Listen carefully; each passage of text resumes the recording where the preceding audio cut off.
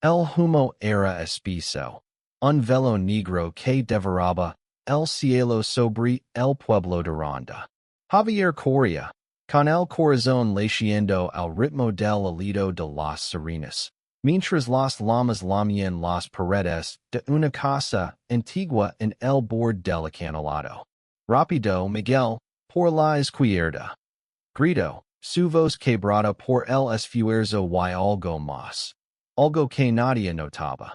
El miedo no solo al fuego, sino a perderlo a él. Javier Moreno, de 32 años, había sido bombero en Ronda durante una década. Su vida era el Parque de Bomberos, el olor a gasolina, el peso del uniforme, las noches de guardia llenas de risas y camaradería. Pero en los últimos 2 años, desde que Miguel Sánchez llegó al equipo, algo en su interior se había encendido, una chispa que no podía apagar. Miguel, de 28 años, era todo lo que Javier no era. Extrovertido, con una risa que llenaba cualquier habitación y una valencia que rozaba la imprudencia. Eran opuestos, pero inseparables en el trabajo, como si el destino los hubiera atado con un hilo invisible. Aquella noche, mientras rescataban a una familia atrapada, Javier vio a Miguel correr hacia el segundo piso de la casa en llamas sin dudar. El pánico lo atravesó. No era solo el peligro, era la certeza de que, si algo le pasaba a Miguel, su mundo se derrumbaría. Cuando finalmente salieron, con la familia a salvo, Javier apenas pudo mirarlo a los ojos. ¿Estás bien? Murmuró, su voz temblorosa. Miguel, cubierto de Holland, le dio una palmada en el hombro. Siempre, Javi. Siempre. Pero Javier no estaba tan seguro. En la quietud de la madrugada, de vuelta en el parque, Javier se encerró en el vestuario. Sacó un cuaderno desgastado de su mochila, su diario, donde escribía lo que nunca diría en voz alta. Hoy casi lo pierdo. No sé cuánto más puedo seguir escondiendo esto. Amo a Miguel, y cada día que pasa es como un incendio que no puedo controlar. Cerró el cuaderno con fuerza, asegurándose de guardarlo en el fondo de su mochila, lejos de cualquier mirada indiscreta. El Parque de Bomberos de Ronda era más que un lugar de trabajo, era un hogar. Ubicado en las afueras del pueblo, con vistas a las montañas y el profundo cañón del Guadalete, era un refugio para hombres y mujeres que arriesgaban sus vidas por los demás. Javier y Miguel compartían turnos interminables, comidas improvisadas y conversations bajo las estrellas. Pero para Javier, cada momento con Miguel era una lucha interna. ¿Cómo podía confesar algo que podría romperlo todo? En España, la aceptación del amor entre hombres había avanzado. Pero en un pueblo pequeño como Ronda, las miradas y los murmullos empezaban. Una semana después del incendio, durante una guardia tranquila, Javier cometió un error. Dejó su mochila abierta en el comedor del parque mientras ayudaba a reparar un camión.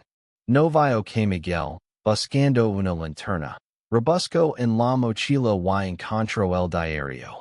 No fue intencional. Miguel solo abrió una página al azar, pero las palabras que leo lo dejaron helado. No sé cómo vivir con este secreto. Cada vez que Miguel sonríe, siento que mi corazón se quema. Cerró el cuaderno rápidamente. Su mente en chaos. ¿Era verdad? Javier, su mejor amigo, su compañero, ¿sentía eso por él? Miguel no dijo nada esa noche. Guardó el diario donde lo encontró y fingió que todo estaba bien. Pero algo había cambiado. Durante los días siguientes, observaba a Javier con una mezcla de curiosidad y confusión. Cada gesto, cada palabra, parecía tener un nuevo significado. Javier, ajeno a que su secreto había sido descubierto, seguía actuando con normalidad, aunque su corazón latía con más fuerza cada vez que Miguel estaba cerca. En el parque, la rutina continuaba. Los entrenamientos eran agotadores, las emergencias impredecibles. Pero ahora, había una tensión silenciosa entre ellos. Miguel, que siempre había sido abierto, comenzó a actuar con cautela. Javier lo notó. ¿Pasó algo? Preguntó una tarde mientras limpiaban el equipo. Miguel lo miró, sus ojos buscando algo en los de Javier. No, nada, mintió, pero su voz era fría. Esa noche, en su apartamento en el centro de Ronda, Miguel no pudo dormir. Las palabras del diario resonaban en su cabeza. Nunca había considerado a Javier de esa manera, pero ahora, cada recuerdo compartido, las risas, las charlas, los momentos de peligro, parecía tenido de algo más profundo. While, que sentia? Miguel siempre se había considerado heterosexual, pero ahora, por primera vez, se preguntaba si eso era tan simple. Mientras tanto, Javier escribía en su diario con furia. Algo está mal. Miguel está distante. Why no sé por qué. Sospecho algo?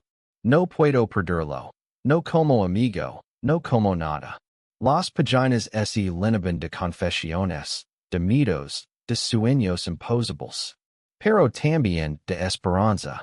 Javier imaginaba un mundo donde pudiera ser honesto, donde pudiera tomar la mano de Miguel sin temer.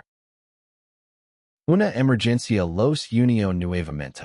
Un incendio forestal en las afueras de Ronda los obligó a trabajar codo a codo.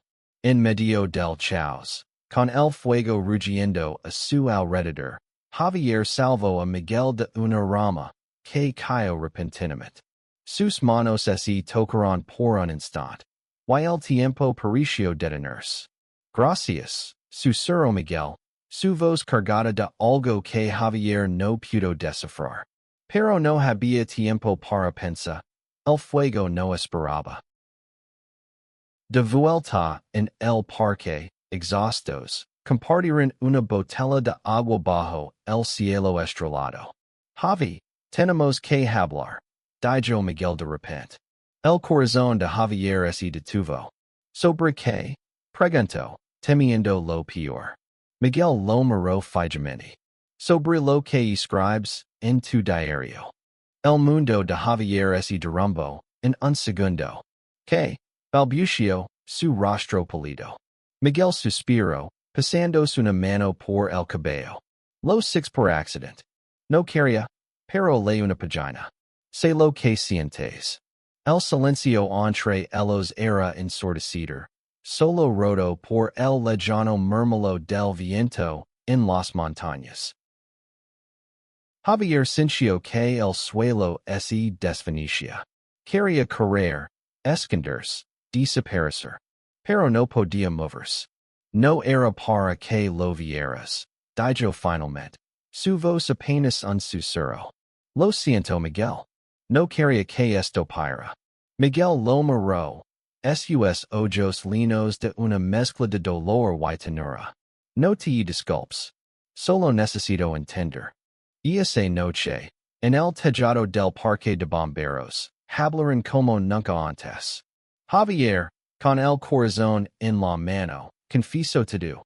Como había sentido algo desde el primer día que Miguel llegó al equipo. Como cada sonrisa suya era un tormento y una bendición. Como había luchado contra sus sentimientos por miedo al rechazo, al juicio, a perder la única familia que tenía, el parque. Miguel escuchó en silencio, su expresión indescifrable. ¿Por qué no me lo dijiste? Preguntó al fin. Javier rió con amargura. ¿Y arriesgarme que me odiaras? ¿E que de du cambiara? Miguel negó con la cabeza. No te odio, Javi. Eres mi mejor amigo. Pero no sé qué siento. Necesito tiempo. Los días siguientes fueron una tortura. Javier evitaba a Miguel, temiendo haber destruido su amistad. Miguel, por su parte, se sumergió en un torbellino de emociones. Nunca había cuestionado su sexualidad, pero ahora, piensa en Javier despertaba algo en él, una curiosidad, una calidez que no podía ignorar. En su apartamento, miraba fotos de ellos juntos, recordando momentos en los que, sin darse cuenta, había sentido algo más. Una noche, mientras compartían guardia, Miguel tomó una decisión. Encontró a Javier en la sala de descanso, solo, mirando por la ventana. Javi, dijo suavemente. No quiero que esto nos separe. No sé qué significa lo que siento, pero quiero entenderlo. Contigo. Javier lo miró, con lágrimas en los ojos. Por primera vez, sintió que había una posibilidad, aunque fuera frágil. La relación entre Javier y Miguel cambió sutilmente. No había confesiones grandiosas ni gestos románticos, pero sí pequeños momentos. Una mirada más larga de lo necesario. Un roce accidental que duraba un segundo más. Una sonrisa que decía más de lo que las palabras podían. En el parque, seguían siendo profesionales, pero fuera de él, comenzaban a explorar algo nuevo. Ronda, con sus calles empedradas y su air de historia viva, se convirtió en el escenario de su acercamiento. Caminaban juntos por el casco antiguo, compartiendo café en plazas escondidas, hablando de todo y de nada. Javier, que siempre había sido reservado, comenzó a abrirse. Contó historias de su infancia, de cómo había luchado con su identidad en un pueblo donde ser diferente era un desafío. Miguel, a su vez, confesó sus propios miedos. El miedo a decepcionar a su familia, a no estar a la altura de las expectativas. Pero no todo era fácil. En el parque, algunos compañeros comenzaron a sospechar. Los rumores eran sutiles, pero presentes. Una mirada de reojo, un comentario velado. Javier, que había vivido con el peso del secreto toda su vida, lo sentía como una sombra. Miguel, sin embargo, parecía menos afectado. Que hablan, dijo una noche, con una determinación que sorprendió a Javier. No me importa lo que piensen. Una emergencia los puso a prueba nuevamente. Un accidente en la carretera requería a todo el equipo. En medio del caos, con un coche en llamas y vidas en peligro, Javier y Miguel trabajaron como uno solo. Sus movimientos sincronizados como si fueran extensiones del otro. Cuando todo terminó, exhaustos pero victoriosos, Miguel tomó la mano de Javier por un instante, frente a todos. Nadie dijo nada, pero el gesto no pasó desapercibido. Esa noche, en el diario de Javier, las palabras eran diferentes. Por primera vez, siento que no estoy solo. Miguel no permite nada, pero estoy aquí, y eso es suficiente. Pero en el fondo, Javier sabía que el camino no sería fácil. El amor, como el fuego, era hermoso pero peligroso. Los rumores en el parque se intensificaron. Algunos compañeros apoyaban en silencio, otros miraban con desdén. Javier, que siempre había sido respetado por su valencia, comenzó a sentir el peso de las miradas.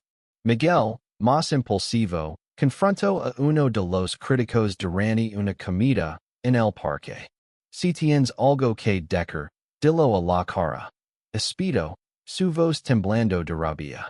El silencio que siguió fue incómodo, pero marcó un punto de inflexión. Fuera del trabajo, su relación crecía. Una noche, en una pequeña taberna en Ronda, Miguel tomó la mano de Javier bajo la mesa. No sé a dónde vi esto, dijo, pero quiero intentarlo. Javier sintió que su corazón iba a estallar. Por primera vez, ese permitió sonar con un futuro juntos. Pero el pasado de Javier regresó para atormentarlo. Su hermano mayor, Antonio, un hombre tradicional que vivía en Málaga, llegó a Ronda inesperadamente. Antonio había oído rumores y no estaba dispuesto a aceptarlos. En una confrontación dolorosa, acusó a Javier de avergonzar a la familia. Las palabras cortaron como cuchillos, y Javier, por primera vez en años, sintió que volvía a ser el niño asustado, que escondía quien era. Miguel, al enterarse, no dudó. Fue a buscar a Antonio y, con una calma que ocultaba su furia, le dijo: Javier es el hombre más valiente que conozco. Si no puedes verlo, el problema es tuyo. Antonio se fue sin decir una palabra, pero la grita en la familia de Javier era evidente. Una noche, un incendio masivo estalló en las colinas de Ronda. Todo el equipo fue llamado. Las llamas eran implacables, y el viento complicaba el control. Javier y Miguel trabajaban juntos, pero en un momento crítico, una explosión los separó. Javier, atrapado bajo escombros, pensó que era el final. En su mente, solo estaba Miguel.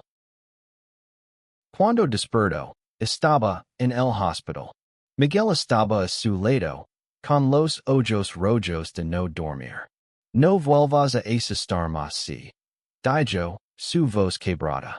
En ese momento, sin importar quién estuviera cerca, Miguel se inclinó y lo besó. Fue un beso breve, pero lleno de todo lo que no había dicho. La recuperación de Javier fue lenta, pero Miguel nunca se apartó. En el hospital, hablaron de sus miedos, de sus esperanzas, de un futuro que ahora parecía posible. Cuando Javier volvió al parque, fue recibido con aplausos. Los rumores habían perdido fuerza. El equipo los veía como héroes, no como una amenaza. Un año después, Javier y Miguel vivían juntos en un pequeño apartamento con vistas al canal de Ronda. No todo era perfecto. La familia de Javier seguía dividida, y los prejuicios aún existían. Pero cada día, aprendían a enfrentar el mundo juntos. El diario de Javier, ahora compartido con Miguel, es lleno de nuevas páginas. No eran solo confesiones de amor, sino promesas de un futuro donde no tuvieran que esconderse. Una noche, bajo las estrellas, Miguel lo entregó un anillo sencillo. No es una propuesta, dijo con una sonrisa. Es una promesa de que estaremos juntos, pase lo que pase. El Parque de Bomberos seguía siendo su hogar, pero ahora, Javier y Miguel eran más que compañeros. Eran un equipo en todos los sentidos, enfrentando incendios, rumores y sus propios miedos con la misma valencia que los había unido. En Ronda, bajo el cielo infinito de Andalucía, encontraron un amor que, como el fuego, era imposible de apagar.